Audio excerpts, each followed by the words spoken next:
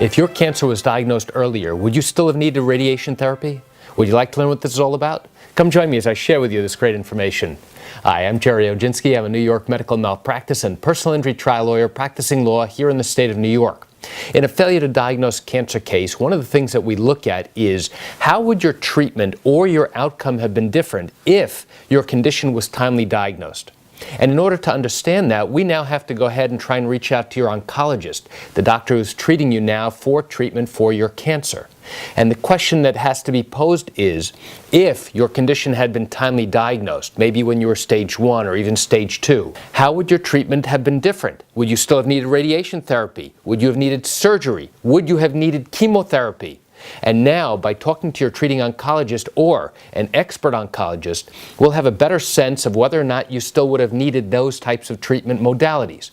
Because if the treatment or the outcome is different, now it shows to the jury ultimately when we go to trial the significant differences that occurred and the damages that you suffered as a result of that extended delay before a doctor actually diagnosed your condition. So why do I share this great tidbit of information with you?